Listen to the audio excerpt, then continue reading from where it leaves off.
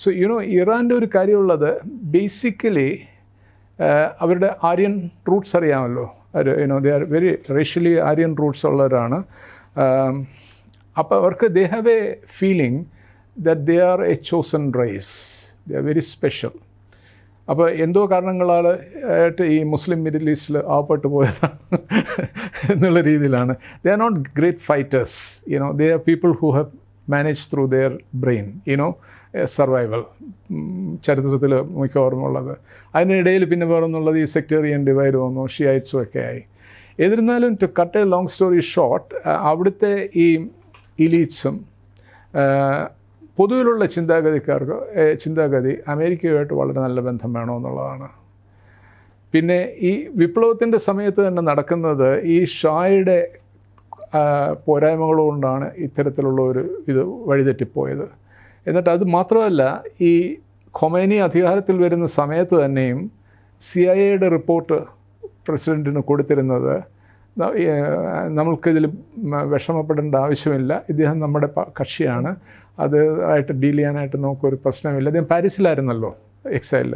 അപ്പോൾ ഇതൊരു മനസ്സിലാക്കൂ, ഇതാണ് ഒന്നാമത്തെ എൻ്റെ പശ്ചാത്തലം. പിന്നെ അതിനുശേഷം ഹോസ്റ്റേജ് ക്രൈസിസ് വന്നത് ഒരു വലിയൊരു വൂണ്ടായിരുന്നു അമേരിക്കയുടെ. There ego was പങ്ക്ചേർഡ്. 444 ദിവസമല്ലേ അവരിവിടെ വെച്ചിരുന്നത്. അമേരിക്ക ഇത്തരത്തിലുള്ള ഒരു എക്സ്പീരിയൻസ്, ഇറ്റ്സ് എ സിയറിങ് എക്സ്പീരിയൻസ്. അപ്പോൾ അതിൻ്റെ ബാക്ക്ലോഗ് വന്നിട്ടുണ്ട്. അത് പിന്നെ ഏറ്റവും കൂടുതലുള്ളത് അമേരിക്കൻ കമ്പനീസിനും മറ്റും, they look at Iran as the last frontier.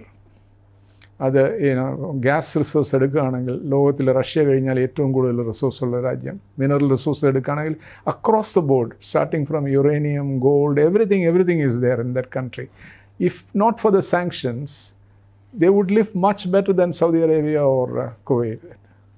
അത്തരത്തിലുള്ള അവർക്ക് ജനറേറ്റ് ചെയ്യാൻ പറ്റും നാഷണൽ ഇൻകം. അപ്പം അവർക്കൊരു പ്രധാനപ്പെട്ട കാര്യം ഈ സാങ്ഷൻസ് റിലീസ് ചെയ്യണമെന്നുള്ളതാണ്, സാങ്ഷൻസ് ലിഫ്റ്റ് ചെയ്യണമെന്നുള്ളതാണ്. അപ്പോൾ ഇതൊക്കെ കൂടെ എടുക്കുന്ന സമയത്ത് അവർക്ക് ഞാൻ കഴിഞ്ഞ എനിക്ക് ഒരുപാട് അവിടെ ബന്ധങ്ങളുണ്ട് ആളുകളുമായിട്ട്, അവിടുത്തെ എലീറ്റ്സുമായിട്ട്. ഞാനൊരു 25 തവണയെങ്കിലും അവിടെ പോയിട്ടുണ്ട് ആ രാജ്യത്ത്. അപ്പോൾ കഴിഞ്ഞ പ്രസിഡൻറ്റ് ഹെലികോപ്റ്ററിൽ അവിടുത്തെ മരിച്ചില്ലേ, എന്നിട്ടൊരു പുതിയ തിരഞ്ഞെടുപ്പ് വേണ്ടി വന്നു കഴിഞ്ഞ വർഷം ജൂൺ ജൂലൈയിൽ. അപ്പോൾ അവർ എന്നെ ക്ഷണിച്ചു ഒരു ഒബ്സർവറായിട്ട്, ഇൻ്റർനാഷണൽ ഒബ്സർവറായിട്ട് അവിടെ ചെല്ലാനായിട്ട്. So every day I had to give commentaries on what I observe there. Television ചാനൽസിലുമൊക്കെ എല്ലാ ദിവസവും അവർക്ക് എന്നെ ഇൻ്റർവ്യൂ ചെയ്യുമായിരുന്നു, ഞാൻ എന്താ ദിവസം ഒബ്സർവ് ചെയ്ത കാര്യങ്ങളും എല്ലാം ആയിട്ട്. Very interesting experience. അപ്പോൾ പഴയ എലീറ്റ്സുമായിട്ട് പലരുമായിട്ട് ഞാൻ ബന്ധപ്പെട്ടു.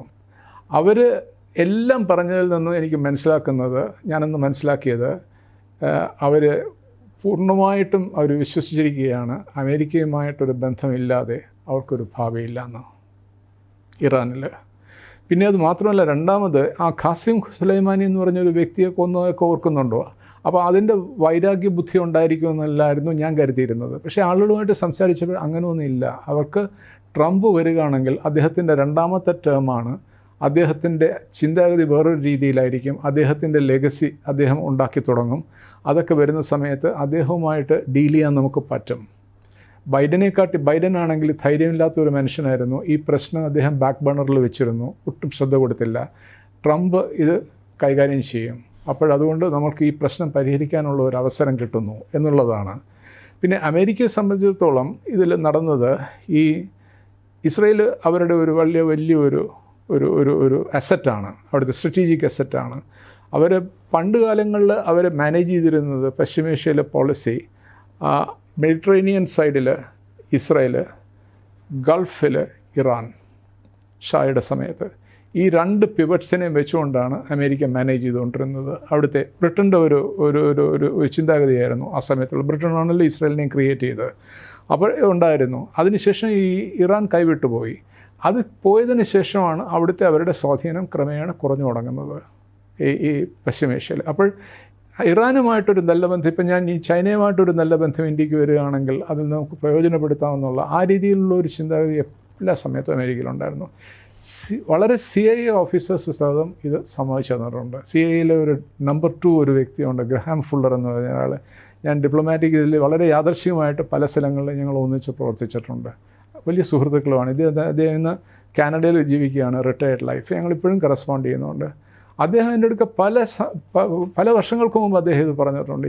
ഞങ്ങളുടെ ഏറ്റവും വലിയൊരു പോരായ്മ ഞങ്ങൾക്കുള്ളത് ഇറാനുമായിട്ടൊരു ബന്ധമില്ലെന്നുള്ളതാണ്. CIA ടോപ്പ് ഫിഗർ പറഞ്ഞത്. അപ്പോൾ അതുകൊണ്ട് അമേരിക്കയിൽ അത് ചിന്താഗതിയുണ്ട്. ഈ ട്രംപ്, ചുരുക്കത്തിൽ പറഞ്ഞാൽ ട്രംപ് ഉദ്ദേശിക്കുന്നത് ഈ നോർമലൈസ് ചെയ്യുകയാണെങ്കിൽ, സാങ്ഷൻസ് ലിഫ്റ്റ് ചെയ്യുകയാണെങ്കിൽ അമേരിക്കൻ കമ്പനീസിന് അവിടെ പോയി പ്രവർത്തിക്കാൻ പറ്റും. അപ്പോൾ ഈ പണ്ടത്തെ കണക്ക് ഗൾഫിൽ അതിനെതിരായിട്ടുള്ള ഒരു ബാക്ക്ലാഷ് അമേരിക്കയ്ക്ക് ഉണ്ടാകത്തില്ല. കാരണം ഈ സൗദി അറേബ്യയും ഇറാനും തമ്മിൽ ഇന്ന് നല്ല ബന്ധമാണ്. സത്യത്തിൽ ഇപ്പോൾ ആരും അറിയാത്ത വേറൊരു സംഗതിയുണ്ട്. ഞാൻ ഇന്നലെ അതിനെക്കുറിച്ച് എഴുതിയായിരുന്നു. അതായത് ഈ അമേരിക്കയ്ക്കും ഇറാനുമായിട്ട് മീഡിയേറ്റ് ചെയ്യുന്ന പ്രധാനപ്പെട്ട കക്ഷി സൗദി ക്രൗൺ പ്രിൻസാണ്. എന്ത് മാറിയെന്ന് ആലോചിച്ച് നോക്കുക. ഷിയ സുന്നി അതിൻ്റെ പേരിലുള്ള നമ്മൾക്കൊരു ക്യാരക്ടറൈസേഷനല്ലേ നമുക്ക് മനസ്സിലുള്ളത്. അതല്ലേ ഇപ്പോൾ ഇവിടെ നടക്കുന്നത്. അപ്പോൾ അത് വരികയാണെങ്കിൽ അതാണ് ഇസ്രയേലിന് വലിയൊരു ഭീതി. ഈ റിലേഷൻഷിപ്പ് വരികയാണെങ്കിൽ ആ പ്രദേശത്തെ ഏറ്റവും പ്രധാനപ്പെട്ട ഒരു റിലേഷൻഷിപ്പ് ഇറാനുമായിട്ടായിരിക്കും അമേരിക്കയ്ക്ക്. അപ്പോൾ ഈ ഇസ്രയേലിനുള്ള ആ പ്രിമസി ഇല്ലാതാവുന്നു. അപ്പോൾ അതിനെക്കുറിച്ച് അവർക്ക് ഭീതിയുണ്ട്. അതാണ് അവർ ഈ ടോക്സിനെ സബ്വേർട്ട് ചെയ്യാനായിട്ട്, ടോക്സ് നടന്നുകൊണ്ടിരുന്നപ്പം ഇറാനെ പോയി ആക്രമിക്കുകയും 13-ാം തീയതി അതൊക്കെ ചെയ്തതിൻ്റെ പുറകിലുള്ള കാര്യങ്ങൾ അതാണ്.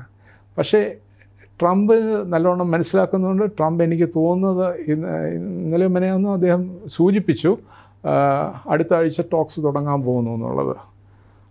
എനിക്ക് തോന്നുന്നില്ല ഇനി ഒരു യുദ്ധം അവിടെ ഉണ്ടാവുമെന്ന് തോന്നുന്നില്ല. ഈവൻ പുടിൻ പോലും അതിനൊരു മീഡിയേഷന് ശ്രമിച്ചിരുന്നില്ല. റഷ്യ കള്ളക്കളി കളിക്കുകയാണ് അതിൽ. എന്ന് വെച്ചാൽ അവർക്ക് ഈ ഇത്തരത്തിലുള്ള ഒരു ചേരിതിരിവ് ഉണ്ടാകുകയാണെങ്കിൽ എന്ന് വെച്ചാൽ ഇറാനും ഒന്നാമത്തെ കാര്യം മനസ്സിലാക്കണം, ഇറാനും റഷ്യയും തമ്മിൽ വളരെ ഒരു ട്രബിൾഡ് റിലേഷൻഷിപ്പായിരുന്നു ചരിത്രത്തിൽ. ഇറാൻ്റെ പല പ്രദേശങ്ങളും, ഞാൻ ഈ സെൻട്രൽ ഏഷ്യ എന്ന് പറഞ്ഞില്ലേ, ഈ പ്രദേശം ഇപ്പം തുർക്ക്മെനിസ്ഥാൻ, ഉസ്ബെക്കിസ്ഥാൻ, തജിക്കിസ്ഥാൻ, ഈ 3 രാജ്യങ്ങളും പേർഷ്യൻ ഇൻഫ്ലുവൻസിൻ്റെ കീഴിലുള്ളവരായിരുന്നു. അവരുടെ സാമ്രാജ്യത്തിൻ്റെ, അതുപോലെ തന്നെ കൗക്കസസ്, ഇതൊക്കെ ഇമ്പീരിയൽ റഷ്യ പിടിച്ചെടുക്കുകയായിരുന്നു അവർ വീക്കായിരിക്കുന്ന സമയത്ത്. ഒരു സമയത്ത് റഷ്യ കോൺകർ ചെയ്ത് തെഹ്റാൻ ഓക്യുപ്പൈ ചെയ്തു. അങ്ങനെ നടന്നിട്ടുണ്ട്. ഇവർ വലിയ ഫൈറ്റേഴ്സൊന്നുമല്ല ഈ ഇറാനിയൻസ്. 2 തരത്തിലുള്ള ആളുകളുണ്ടല്ലോ.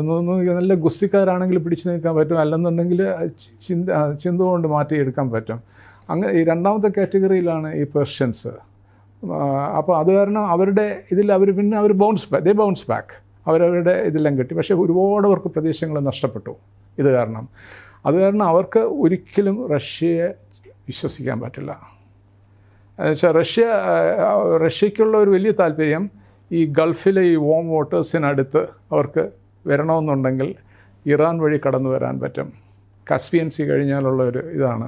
അപ്പോൾ ഇന്ത്യയുമായിട്ടുള്ള കാര്യങ്ങൾക്കും ഇതുമൊക്കെ റഷ്യൻസ് അത്ര എളുപ്പമല്ല കൈകാര്യം ചെയ്യാനായിട്ട് കേട്ടോ. I think China is much easier for us. ഈ റഷ്യയുമായിട്ട് കാര്യം, Russians are highly self centred കേട്ടോ. And then they have their own tactics. അവർ പല വിധത്തിലും ഇപ്പം ഈ ബുഷെയർ എന്ന് പറഞ്ഞൊരു ന്യൂക്ലിയർ പ്ലാന്റിന് അവർ അഡ്വാൻസ് വാങ്ങിച്ചിട്ട്, ഇറാനിൽ നിന്നും അഡ്വാൻസ് വാങ്ങിച്ചിട്ട് 15 വർഷക്കാലം ഒന്നും ചെയ്തില്ല. കാരണം എന്തായിരുന്നു? അമേരിക്കൻസും ഇസ്രായേലീസും പറഞ്ഞു, ഈ റഷ്യയിലെ ഒളിഗാർക്സ് എന്ന് കേട്ടിട്ടുണ്ടോ? അവരുടെ പണം പാർക്ക് ചെയ്യുന്നത് ഇസ്രായേലിലാണ്. ഒളിഗാർക്സ് അവരുടെ അസറ്റ്സ്. ഇസ്രായേലിലെ പോപ്പുലേഷനിൽ 2 മില്യൺ ആളുകൾ റഷ്യൻ സിറ്റിസൻസാണ്. റഷ്യയിൽ നിന്നും ഈ സോവിയറ്റ് യൂണിയൻ്റെ സമയത്ത് ഈ ജ്യൂസ് മൈഗ്രേറ്റ് ചെയ്ത ആളുകളാണ് അവർ. അതുകൊണ്ടാണ് അവർക്ക് റഷ്യയെക്കുറിച്ച് വലിയ സംശയമുണ്ട്, റഷ്യയുടെ ഇൻറ്റൻഷൻസ്. അതുകൊണ്ട് ദൂരെ നിർത്തും. റഷ്യയെ മീഡിയേറ്റ് ചെയ്യാനെല്ലാം വരുന്നതെന്ന് പറയുന്നത് റഷ്യയുടെ താല്പര്യത്തിനാണ്, അതിൽ കൂടെ കടന്നുകൂടാനായിട്ടാണ്.